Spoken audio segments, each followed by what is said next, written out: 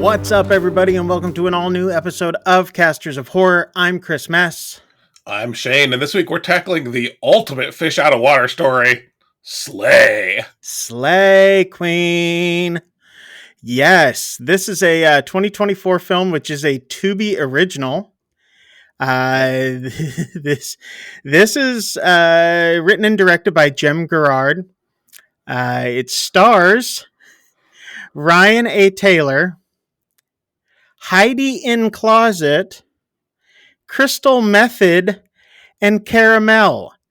If those names sound at all interesting to you, it's because this story is about 4 drag queens who end up at a dive bar, a biker bar, and have to help save the world from vampires. Yep. So, again, this is a Tubi original, so if you guys want to check it out, it is on Tubi. You can watch it on there for free, either through the app or I think it's just through the app, streaming service.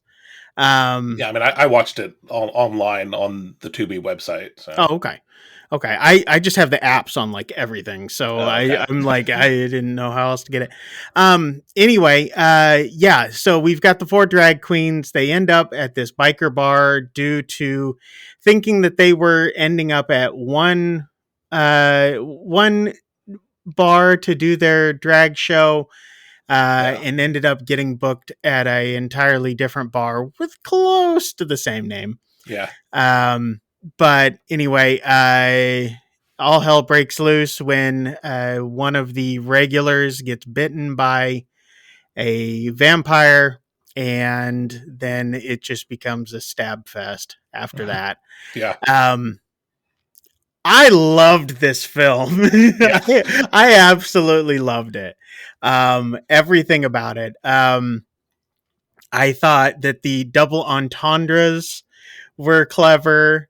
Even though the acting wasn't the best at all times, it was just fun. It was so fun to watch. What were your thoughts on it?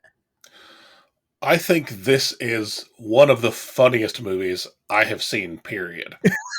All right?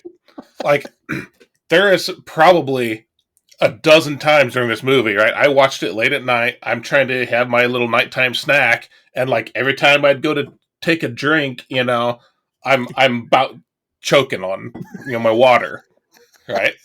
It is nonstop one-liners. Yes. Hi. Absolutely. You know, and like, yeah, man, I don't know. I think you mentioned like maybe some of the acting not up to par, right? That's few and far between, though. There's maybe a few scenes, you know, and I would argue like maybe going into the last 30 to 40 minutes, it kind of loses traction a bit, but then it picks up pretty quickly. Yes, again, you know. So I don't know, man. This is genuinely one of the best films we have watched on this show, period. I right? Entirely agree. Yeah. It was funny. It was on point. It makes a lot of good. It has a lot of stances that it takes. Good social commentary. Thank you. That's what I was looking for. Because it deals with not only sexism, racism, it deals with gender identity, it deals with coming to terms with yourself. There's so many different layers to this movie that they crammed into this hour and 39 minutes that it just made it such a great story. And it all feels so natural, you know, like so many times, you know, it doesn't really matter what the topic is. We saw this with like that movie Nefarious, where sometimes stuff like this, although that was obviously on the other end of the spectrum, just comes off as preachy, and that's it, right? This is not like that at all. This is just naturally extremely well written. And, you know, like, I remember last week I talked about how, like, at the end of that movie last week, there was this huge, like, a montage that, like, showing you how everything sets up, you know?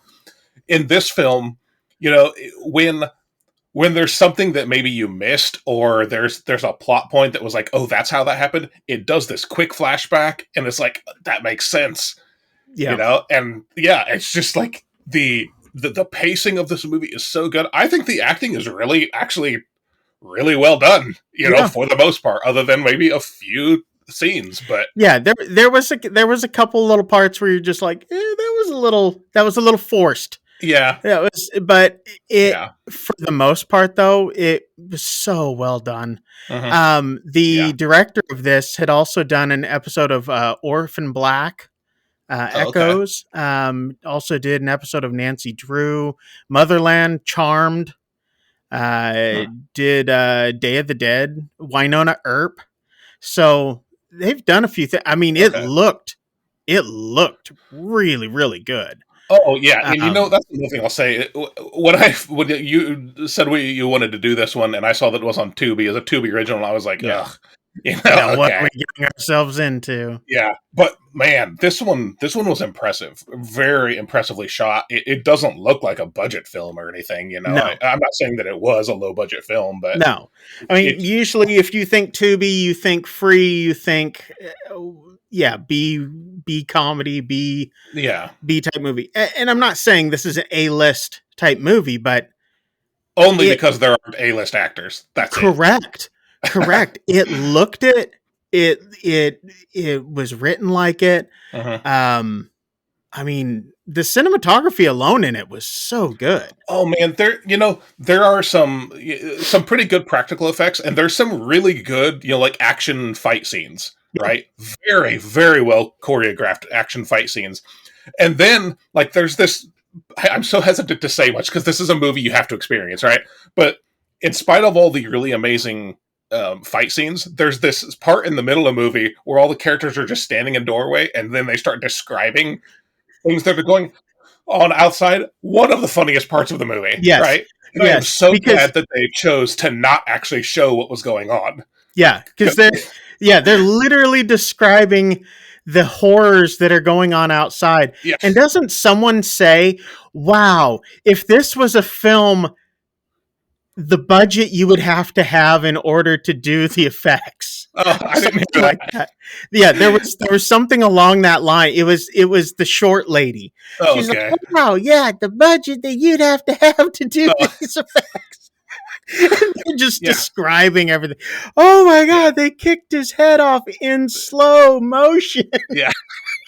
Yeah.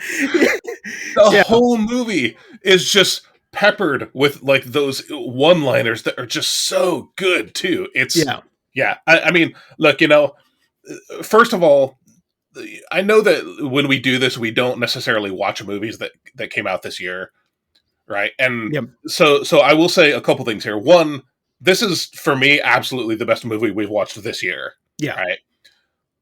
When we come to the end of the year, if I decide to just pick 2024 films, for our top 5 or whatever, there's going to have to be some real bangers to knock this one out of the top 5. I agree.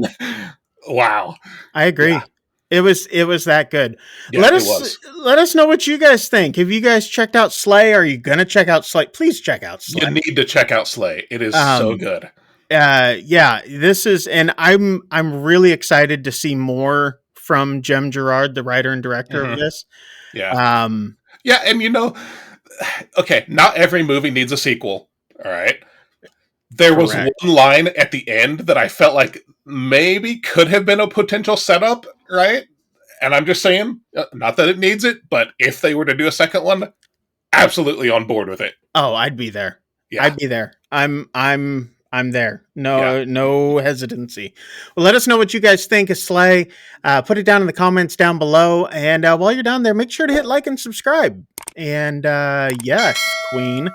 Go do it. I loved it. I loved every minute of it.